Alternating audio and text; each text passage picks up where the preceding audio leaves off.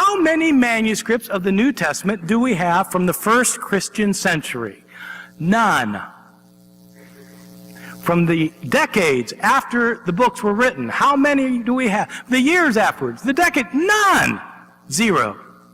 How many do we have from the early 2nd century? Say, manuscripts that clearly date up to around the year 150.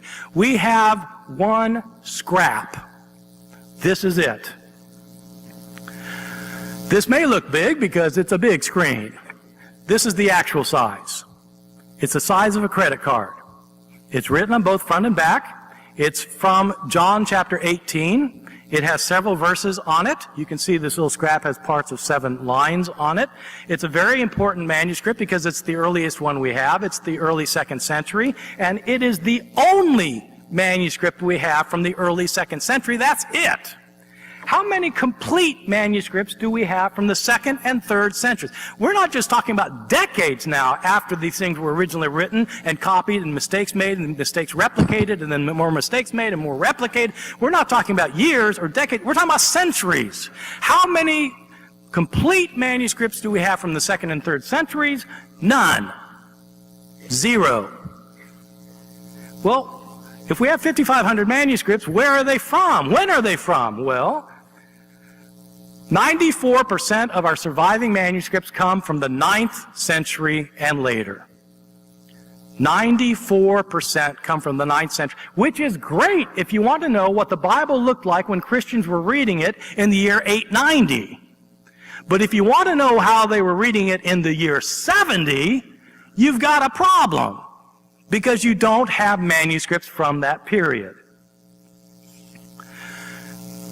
If you wanted to make a stack of the Bibles that are available to scholars today in manuscript form, the stack would go up to the ceiling. If you want to make a stack of the manuscripts that were made within, say, 60 or 80 years of the production of these books, you wouldn't be able to see the stack if we put it on the stage, because there's hardly anything. We do not have the originals of the New Testament, period.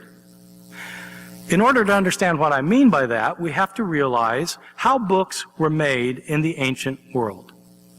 In the ancient world, when the Bible was produced, books could not be mass-produced.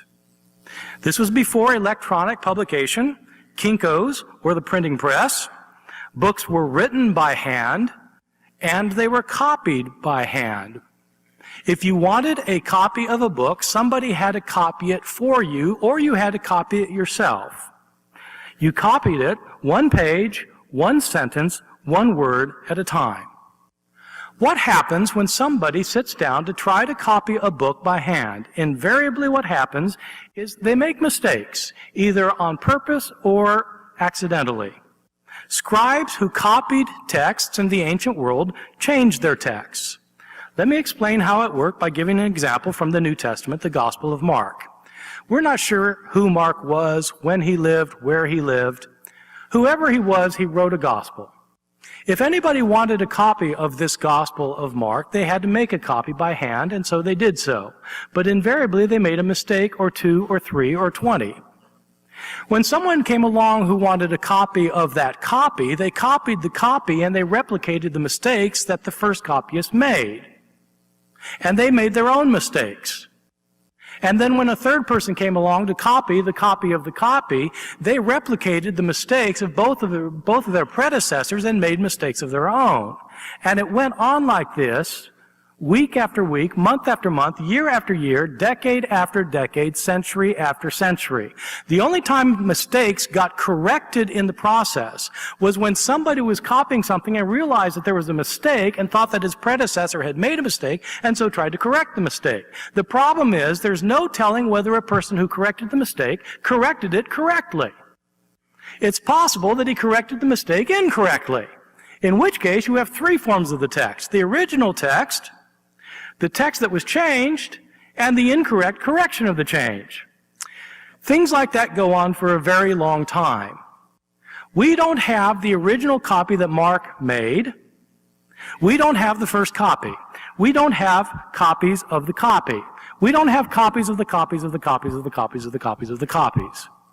The earliest copy that we have of Mark dates from around the year 200, probably about 130 years after the original. That's the first copy that we have, 130 years after the original.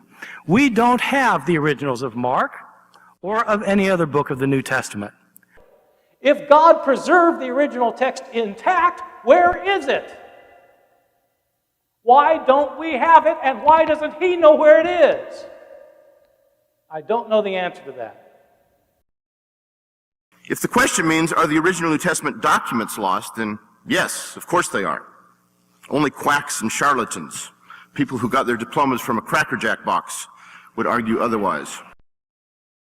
Even the Christian apologists are admitting that they don't have the original manuscript of New Testament. Were the original Bible books preserved by reciting in prayers 5 times every day, openly and populous? No. Is it possible that the original Bible books were preserved by memorization from generations to generations? No. Were the original Bible books written down and preserved by well-recognized eyewitnesses? No. Conclusion. Original manuscripts of New Testament are totally lost. The earliest complete New Testament manuscripts are from 9th century, meaning about 1,000 years after Jesus, which also have many contradictory versions. A question for every Christian who are honest, knowledgeable, and not close-minded or obstinate. Is New Testament trustworthy? An honest person will never respond to this question yes. The honest answer to this question is no.